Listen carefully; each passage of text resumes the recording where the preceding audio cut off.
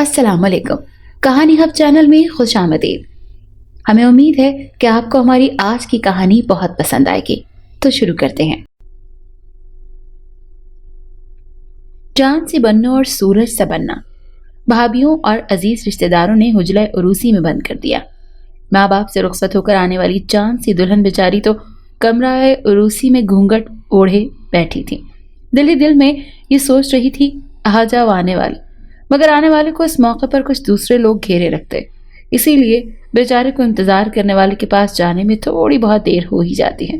बहरहाल जैसे ही दूल्हा मियाँ को घेराव करने वालों ने निजात दी, वो कमरे में दाखिल होने में कामयाब हो गए, जिसमें एक लाल गठड़ी उनकी मुंतजर थी। दूल्हे ने सबसे पहला काम कमरे में दाखिल होकर ये किया कि कमरे के दरवाजे को अंदर से बंद कर दिया और धड़कते हुए दिल के साथ सजी हुई मसहरी की तरफ बढ़ा। भाभियां और दीगर रिश्तेदार खवातीन और लड़कियां हंसती मुस्कुराती इधर उधर हो गईं।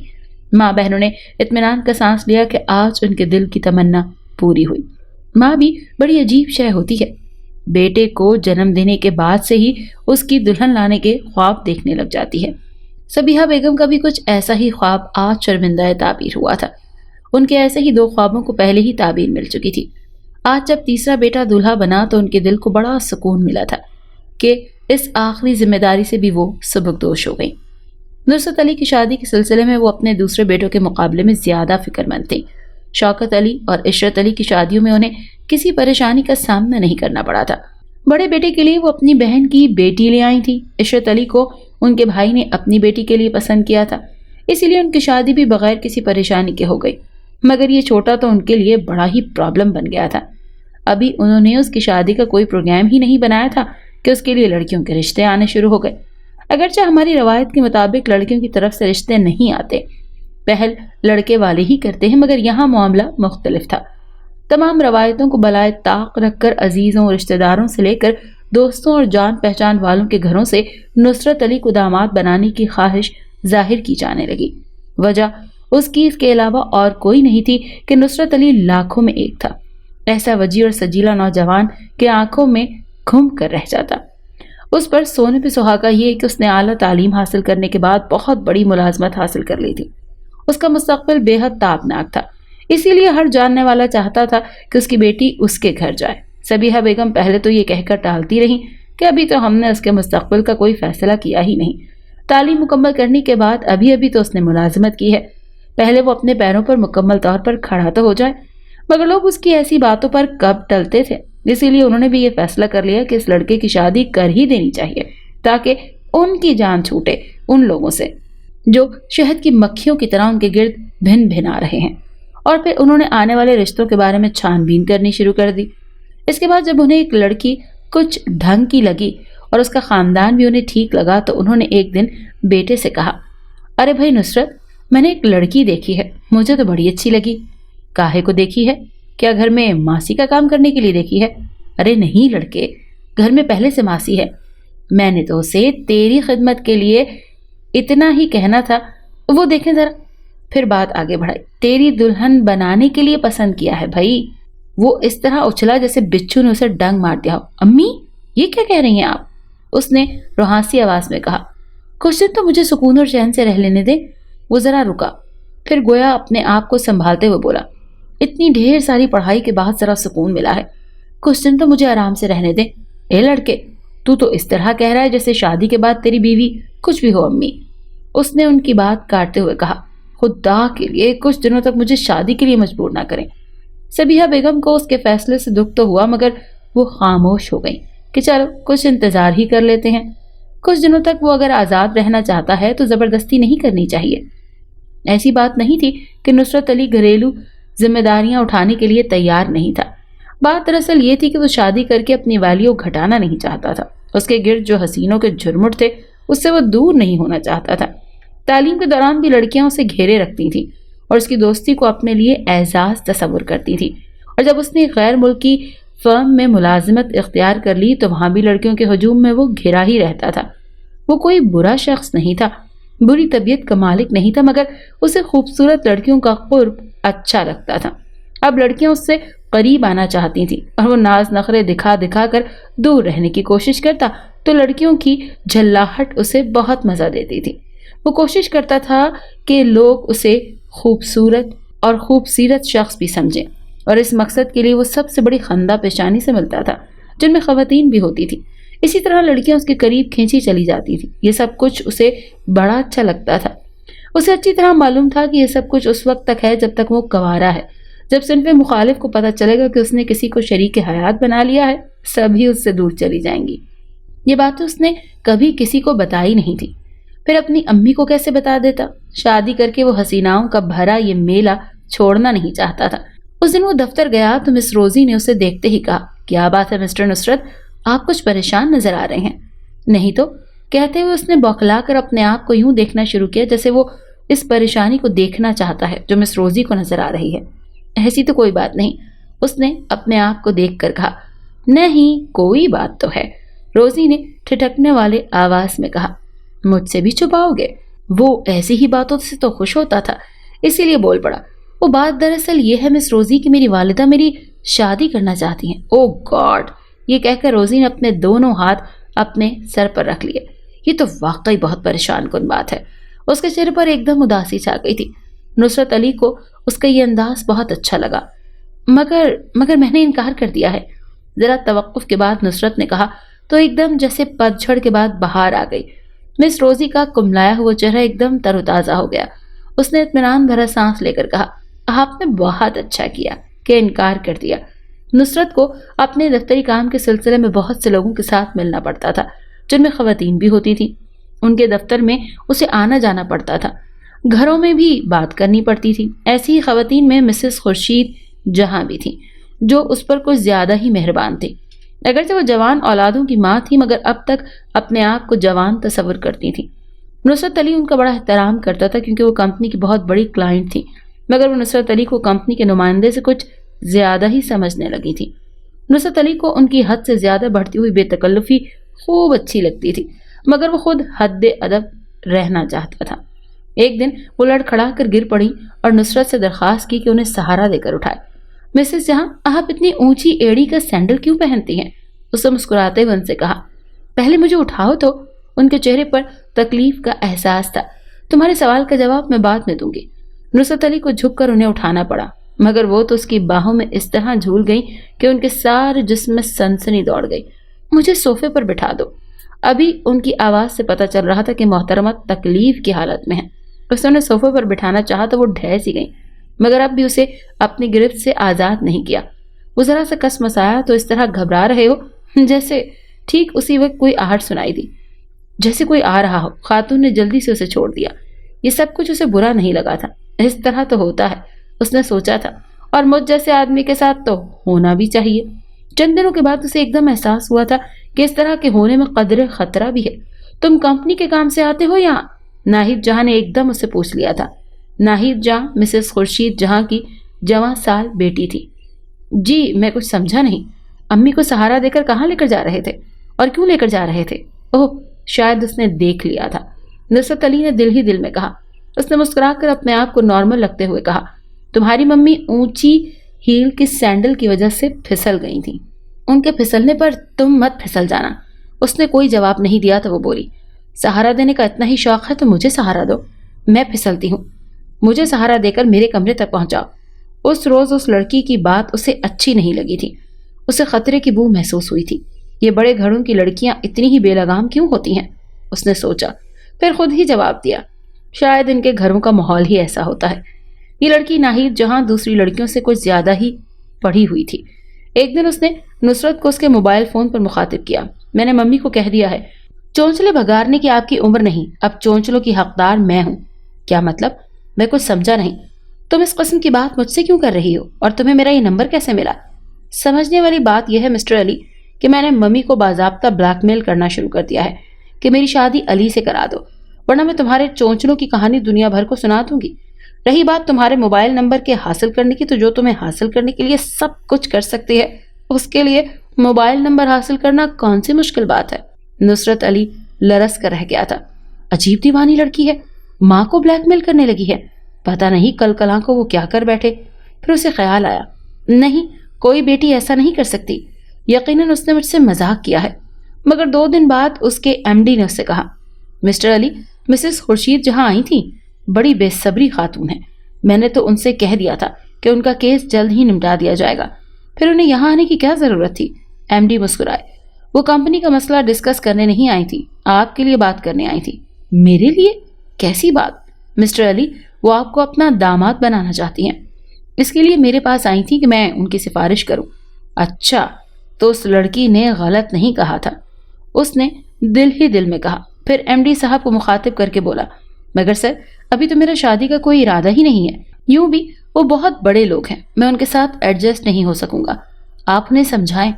ایم ڈی نے خاموش رہ کر کچھ سوچا اور پھر بولے, ارے بھائی وہ ہماری بہت اچھی کلائنٹ ہیں, انہیں ناراض بھی تو نہیں کرنا چاہیے نا, اسی لیے میں انہیں خوش رکھنے کے لیے کوئی امید افزا بات کہہ دوں گا. کم از کم 2-2.5 سال کی مہلت دینی پڑے گی آپ کو. پھر پتہ نہیں ایم ڈی نے مسز خورشید جہاں کو کیا کہا اور کیا سمجھایا. البتہ ایک دن ناہید جہاں کی کال آئی. شکریہ میری درخواست قبول کرنے کا. میں نے یہ خوشخبری اپنی تمام سہیلیوں اور ملنے جلنے والی لڑکیوں کو سنا دی ہے کہ میں شادی کرنے والی ہوں, اور کس کے ساتھ شادی کرنے والی ہوں یہ بھی بتا دیا ہے. یا اللہ میرے حال پر رحم فرما, پتہ نہیں یہ دیوانی لڑکی میرے لیے کیا پرابلم کھڑی کرنے والی ہے, اس نے موبائل بند کرتے ہوئے کہا. چند روز بعد اسے ایک بھیانک خبر ملی. ناہید جہاں کے کمرے سے آدھی رات کو ایک بھیانک چیخ سنائی دی تھی. اس کی والدہ اور گھر کے دیگر لوگ جب گرتے پڑتے اس کے کمرے تک گئے تو ان پر لرزہ طاری ہو گیا. ان کی چیخ نکل گئی. ناہید جہاں کا پورا چہرہ خون میں ڈوبا ہوا تھا. لگتا تھا کہ ان کے چہرے کو کسی نے نوکیلے اوزاروں سے ادھیڑ کر رکھ دیا ہے. وہ بے حد خوفزدہ تھی. مارے دہشت کے اس کے منہ سے کوئی بات نہیں نکل رہی تھی. وہ کچھ کہنا چاہتی تھی مگر اس سے کہا نہیں جا رہا تھا. پھر وہ بے ہوش ہو گئی. انہیں اسپتال لے جانے میں تاخیر نہیں کی گئی. گھر والے ڈاکٹروں کے استفسار پر یہ بتانے سے قاصر تھے کہ یہ حادثہ کیسے پیش آیا. جو کچھ انہوں نے بتایا اس پر اسپتال والوں کو یقین نہیں آ رہا تھا. ان کا فوری علاج شروع کر دیا گیا. کئی گھنٹوں کے بعد انہیں ہوش آیا. ان سے پوچھنے کی کوشش کی گئی کہ یہ سب کچھ کیسے ہوا, کون ہے جس نے تمہارے ساتھ یہ سلوک کیا. اس نے بولنے کی کوشش کی مگر پھر بے ہوش ہو گئی. کئی دنوں تک یہی کیفیت رہی. ہوش آنے کے بعد وہ کچھ کہنا چاہتی تھی مگر غالباً دہشت سے دوبارہ بے ہوش ہو جاتی. ایک رات پھر اس کے کمرے سے دہشتناک چیخ سنائی دی. اس کے پاس جو نرس موجود تھی شاید اس کی آنکھ جھپک گئی. وہ چونک کر اٹھی تو اس کو یوں لگا جیسے اس کے کمرے سے کوئی باہر جان رہا ہے. نرس نے اسے نظر انداز کر کے ناہید جہاں کی طرف دیکھا تو وہ دہشت سے چیخ پڑی. ناہید جہاں اکھڑی اکھڑی سانس لے رہی تھی. اس کی گردن لہو لہان تھی. کسی نے اس کی گردن کو بھی کسی نوکیلی چیز سے ادھیڑ کر رکھ دیا تھا. پیرامیڈیکل اور ڈاکٹروں کے آتے ہی وہ دم توڑ چکی تھی.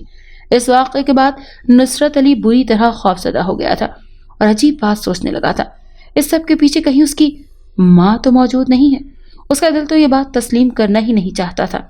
کوئی ماں اتنی ظالم اس قدر سفاک نہیں ہو سکتی. مگر وہ یہ بھی سوچتا تھا کہ اگر بیٹی ماں کو بلیک میل کر سکتی ہے تو ماں بھی تو اس حد تک جا سکتی ہے. اگر اس میں ذرا بھی سچائی ہے تو اس کا مطلب یہ ہوا کہ میری ہی وجہ سے ماں بیٹی ایک دوسرے کی رقیب بنی ہے. یہ اور ایسی ہی باتیں سوچتے سوچتے وہ کچھ زیادہ ہی محتاط ہو گیا. لڑکیاں تو اس کی طرف یوں کھینچی آتی تھی جیسے مقناطیس کی طرف لوہے, مگر اب وہ ان سے پہلے کی طرح ملنے اور فری ہونے سے گریز کرنے لگا. اس روز وہ دفتر سے نکلا ہی تھا کہ علینا اس کے سامنے کھڑی تھی. اس نے کترا کر نکلنا چاہا مگر کامیاب نہ ہو سکا. چلو گاڑی میں بیٹھو. وہ علینا اس وقت مجھے ذرا کوئی کام دام نہیں, سیدھے طریقے سے میرے ساتھ چلو. وہ پھر ذرا کسمسایا. اب کس کے پاس جا رہے ہو تم؟ وہ بیچاری تو یہاں سے بہت دور جا چکی ہے. نصرت علی نے چونک کر اس کی طرف دیکھا. چونکنے کی وجہ یہ تھی کہ ناہید جہاں کے پراسرار موت کی خبر عام نہیں ہو گئی تھی. وہ خاموشی سے کار میں اس کے پہلو میں بیٹھ گیا. تم کس کی بات کر رہی ہو؟ اسی کی جس کی تم سمجھ رہے ہو. آج تم پہیلیاں کیوں بجھوا رہی ہو؟ میری تو کچھ سمجھ میں نہیں آ رہا کہ تم کیا کہنے کی کوشش کر رہی ہو. جب سہیلیاں دوسروں کے حق پر ڈاکہ ڈالیں گی تو ان کا یہی حشر ہوگا. بڑی آئی تھی تم سے شادی کرنے والی, میں نے اسے وہ مزہ چکھایا ہے کہ تم کیا کہہ رہی ہو؟ تمہیں معلوم ہے اس قسم کی باتیں کسی نے سن لی تو تمہیں اس کی موت کا ذمہ دار سمجھ لے گا. او ڈیم کیئر, اس نے بڑی بے پرواہی سے کہا. میں ایسی باتوں کو کوئی اہمیت نہیں دیتی. میں بس اس بات پر نظر رکھتی ہوں کہ میرے تمہارے درمیان کوئی نہ آئے. اس بڑھیا سے بھی اب دور رہو ورنہ میں اس کا حشر بھی اس کی بیٹی کی طرح کر دوں گی.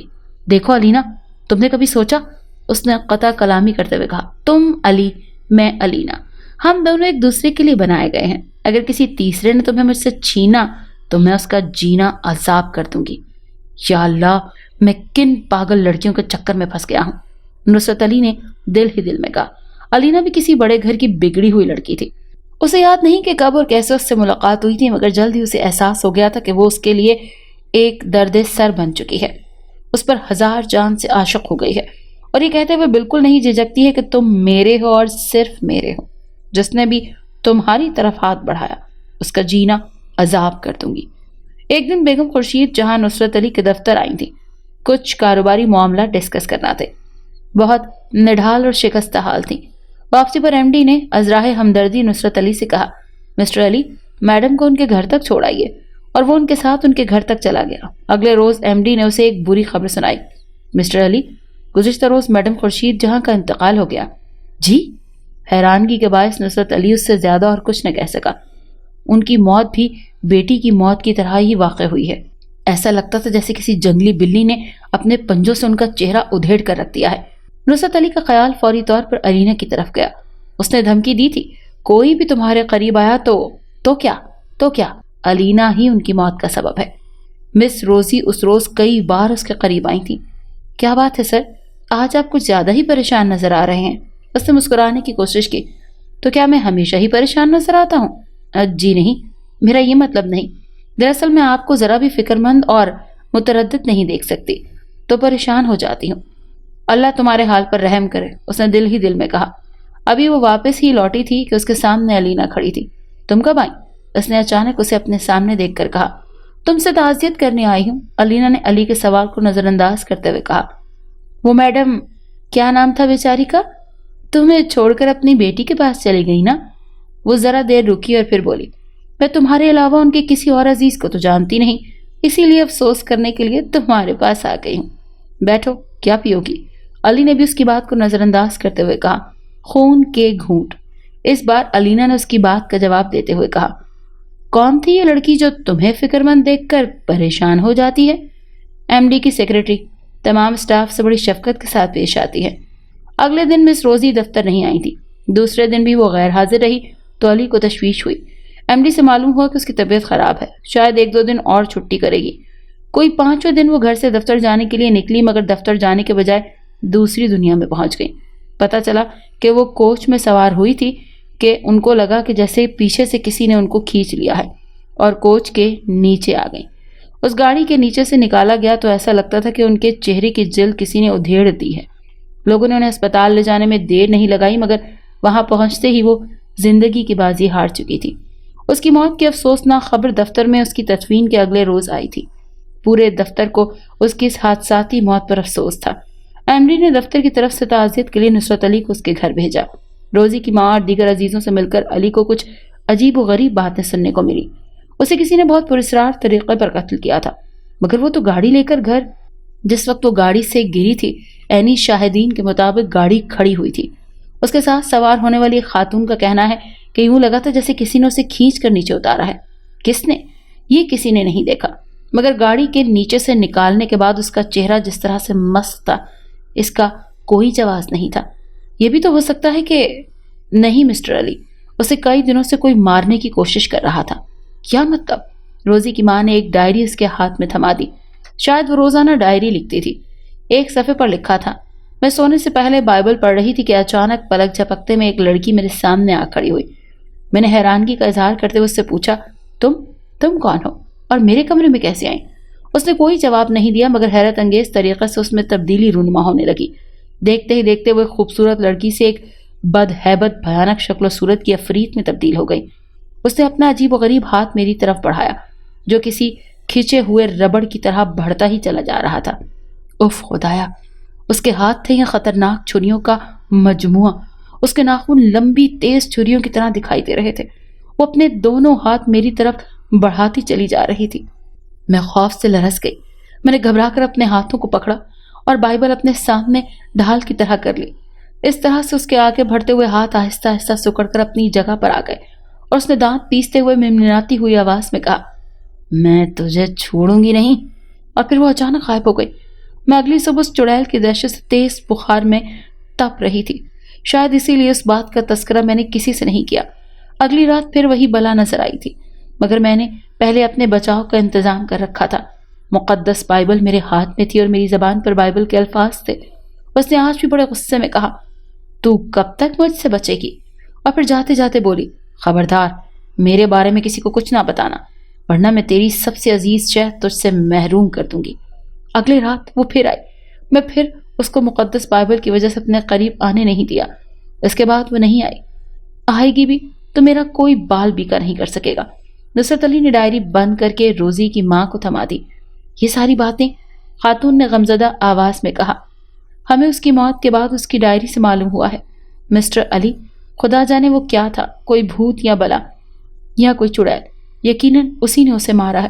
جب وہ روزی کو اس وقت اس کے کمرے میں نہیں مار سکی تو گھر سے باہر جاتے وقت موت کی نیند سلا دیا۔ نصرت علی اس سے زیادہ اور کچھ نہ کہہ سکا کہ اسے افسوس ہے۔ وہ سوچ رہا تھا کہ اگر روزی مقدس بائبل کو ڈھال نہ بناتی اور شاید اس کا چہرہ بھی کمرے کے اندر ہی ادھیڑ کر اسے ہلاک کیا جاتا۔ بار بار اس کا ذہن الینا کی طرف جا رہا تھا۔ واپس آیا تو ایم ڈی سے پوچھا، کیسا حادثہ تھا؟ کیا گاڑی نے اسے بالکل کچل دیا تھا؟ جی نہیں کہتے ہوئے اس نے ساری باتیں انہیں بتا دی۔ اگرچہ بعد میں انہیں افسوس ہوا کہ یہ باتیں ایم ڈی کو نہیں بتانی چاہیے تھی۔ مسٹر علی، ایم ڈی نے فکر مند لہجے میں کہا، آج کے سائنسی دور میں ایسی کچھ باتیں سمجھ میں نہ آنے والی، پتہ نہیں، تعجب ہے، عقل تسلیم نہیں کرتی۔ تعجب کی بات تو ہے سر، مگر اس حقیقت سے کون انکار کر سکتا ہے کہ روزی کی موت سے پہلے ناہید خان اور ان کی ممی خورشید جہاں بھی ایسی ہی موت کا شکار تھی۔ ان کے چہرے بھی کسی نے ادھیڑ دیے تھے، تو کیا ان کی موت کا سبب بھی وہی بلا تھی جو روزی کے کمرے میں حملے کی نیت سے آئی تھی؟ لگتا تو یہی۔ ایک بات سمجھ میں نہیں آتی کہ وہ بلا ہے، بھوت ہے، چڑیل ہے، جو کچھ بھی ہے، آخر چاہتی کیا ہے؟ کیوں اس طرح خواتین کو قتل کرتی پھر رہی ہے؟ ان کی اس سے کیا دشمنی ہے؟ روزی بیچاری تو کسی کے لینے دینے میں بھی نہیں تھی، سب سے پیار محبت کا سلوک کرتی تھی، اس سے چڑیل نے اس پر کیوں وار کیا؟ نصرت علی خاموش رہا۔ اس نے کچھ نہیں کہا، کہتا بھی کیا، اور کیسے کہہ دیتا کہ ان سب سے دشمنی کا سبب وہ خود ہے۔ جو بھی اس کے قریب آتی ہے وہ چڑیل راستے کی دیوار سمجھ کر اسے گرا دیتی ہے۔ چند روز بعد کی بات ہے کہ ایم ڈی نے نصرت علی کو اپنے چیمبر میں بلایا۔ مسٹر علی، ان سے ملیے، یہ میری نئی سیکرٹری ہیں۔ علی نے نئی سیکرٹری کی طرف دیکھا تو چونکے بغیر نہیں رہ سکا۔ مس الینا، ایم ڈی کہہ رہے تھے، مسٹر علی آپ کو آپ کے فرائض کے سلسلے میں ہر طرح سے گائیڈ کریں گے، بڑے کوآپریٹو آدمی ہیں۔ نصرت علی الینا کو اپنے دفتر میں دیکھ کر اس لیے چونکا تھا کہ اللہ خیر کرے، یہ میرے سینے پر مونگ دلنے کے لیے یہاں بھی آ گئی۔ پھر جب اسے معلوم ہوا کہ باس نے اپنی سیکرٹری کے طور پر اس کا انتخاب کر لیا تو وہ اور فکر مند ہو گیا۔ اس نے سوچا، اللہ مالک ہے، ملازمت کے سلسلے میں نوکروں کو ہر طرح کے حالات کا سامنا کرنا ہی پڑتا ہے، میں بھی اس دیوانی لڑکی کو برداشت کرنے کی ہر ممکن کوشش کروں گا۔ اور اس نے ایسا ہی کیا۔ الینا ذرا سی بات کے بہانے سے اس کے چیمبر میں آ جاتی اور کام کی بات کم اور فضول بات زیادہ کرتی۔ اسے سمجھاتا ایم ڈی صاحب کو یہ بات سخت ناپسند ہے کہ ان کی سیکرٹری دفتر کے کسی اسٹاف سے فری ہو۔ اگر انہوں نے مسٹر علی، میں ان کی سیکرٹری ہوں، محبوبہ یا منکوہا نہیں ہوں کہ وہ مجھ پر کسی طرح کی پابندی لگائیں۔ میں ان سے صاف صاف کہہ دوں گی کہ میں نے یہاں ملازمت صرف اور صرف علی کی وجہ سے کی ہے۔ اس طرح تو وہ تمہارے ساتھ مجھے بھی نوکری سے نکال دیں گے۔ کیوں میری ملازمت کے پیچھے پڑی ہو؟ میں غریب آدمی ہوں، میرے حال پر رحم کرو۔ مسٹر غریب آدمی، میرے بن جاؤ، میں تمہیں امیر بنا دوں گی۔ علی نے اس بارے میں کئی بار سوچا مگر اس نتیجے پر پہنچا کہ کسی امیر زادی سے شادی کر کے وہ بھی خوش نہیں رہ سکے گا۔ اور پھر یہ تو جانے کیا چیز ہے، جو کچھ نظر آتی ہے وہی ہے یا کوئی مافوق الفطرت شے ہے۔ روزی کو جو بلا مارنا چاہتی تھی کیا وہ یہی تھی؟ دفتر کے ساتھ ساتھ اب اکثر اسے دفتر کے باہر بھی برداشت کرنا پڑتا تھا۔ ایک دن نصرت علی نے اس سے کہہ دیا، تم میرے لیے آخر کب تک دوسروں کی ہلاکت کا سبب بنتی رہو گی؟ جب تک تم میری نہیں بن جاتے، جو بھی تمہارے قریب آئے گی اسے زندہ نہیں چھوڑوں گی۔ آخر تم ہو کیا چیز؟ شبنم بھی ہوں اور شعلہ بھی۔ کیا مطلب؟ مطلب یہ کہ اپنے محبوب کے لیے شبنم ہوں اور رقیبوں کے لیے شعلہ، بھڑکتا ہوا شعلہ۔ میں نے کتابوں میں پڑھا ہے، فلموں اور ڈراموں میں دیکھا ہے کہ ایک طرفہ محبت کبھی کامیاب نہیں ہوتی۔ پھر تو تمہیں دوسری طرف سے بھی محبت کا آغاز کر دینا چاہیے۔ آخر تم اتنے کٹھور کیوں ہو؟ میری محبت کا جواب محبت سے کیوں نہیں دیتے؟ مجھ سے شادی کر لو، تمہارے حق میں یہی بہتر ہے۔ میں محبت تو تم سے کر سکتا ہوں مگر ایک دوست کی طرح۔ کیا تم مجھ سے محض دوست سمجھ کر گزارا نہیں کر سکتی؟ نہیں، میری محبت کتابی اور افسانوی نہیں، میری محبت کا تعلق جسم و جان سے ہے۔ آخر تم مجھ سے شادی کرنے سے کیوں انکاری ہو؟ کیوں خائف ہو؟ میں ہرگز وہ نہیں، ویسی نہیں جیسا تم سوچتے ہو۔ میں ایک معمولی سی لڑکی ہوں۔ نہیں، تم معمولی نہیں، غیر معمولی ہو۔ اور پھر علی نے دونوں ہاتھ جوڑ کر کہا، خدا کے لیے مجھے معاف کر دو، میرا پیچھا چھوڑ دو۔ اگر مجھ سے محبت کرتی ہو تو اس محبت کا واسطہ مجھ سے شادی کے مسئلے پر مجھے مجبور نہ کرو۔ علی کی باتیں سن کر وہ رونے لگی، دیر تک روتی رہی، اور پھر جب اس کے دل کا بخار ہلکا ہوا تو بولی، ٹھیک ہے، میں جا رہی ہوں اور اب تم سے کبھی نہیں ملوں گی، شادی کرنے پر کبھی مجبور نہیں کروں گی۔ اور واقعی اس کے بعد علینا علی سے کبھی نہیں ملی۔ اس نے بغیر کسی اطلاع کے دفتر آنا چھوڑ دیا۔ کچھ دنوں کے بعد اس کی جگہ ایم ڈی نے نئی سیکرٹری کا تقرر کر لیا۔ دفتر کے باہر بھی وہ علی کو بہت دنوں تک جب کہیں نظر نہ آئی تو اس نے اطمینان کا سانس لیا تھا۔ کئی مہینے جب صبر و سکون کے ساتھ گزر گئے تو اس کی والدہ کے بار بار اصرار پر توجہ دینا شروع کی۔ نصرت بیٹا، اب تو تیری نوکری بھی پکی ہو گئی ہے، کب تک مجھے انتظار کرائے گا اپنی شادی کے سلسلے میں؟ ٹھیک ہے امی، اس نے ماں سے کہہ دیا، اپنا شوق پورا کر لیجئے۔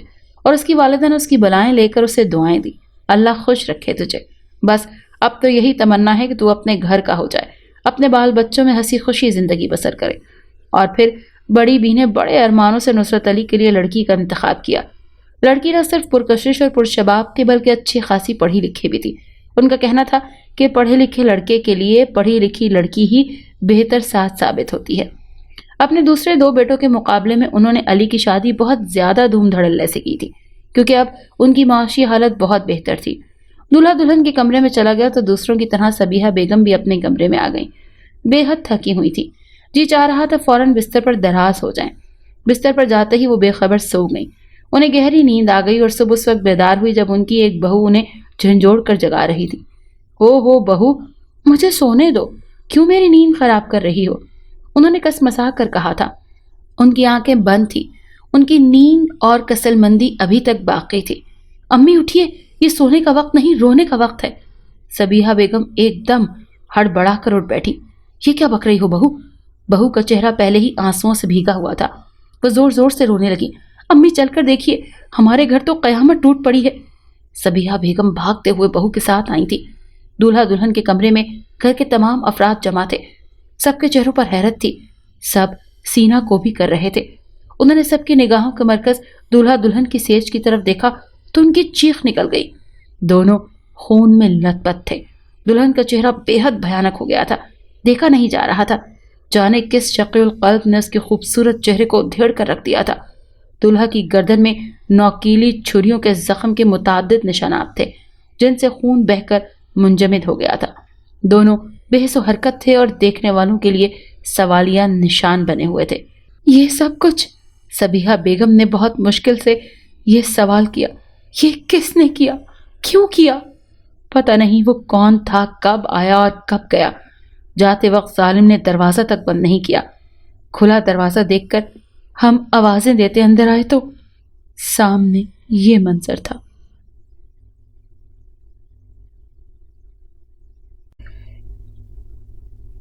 اگر آپ کو ہماری آج کی کہانی اچھی لگی تو ہمارے چینل کو لائک اور سبسکرائب کریں اور اس کہانی کو زیادہ سے زیادہ شیئر کریں۔ شکریہ۔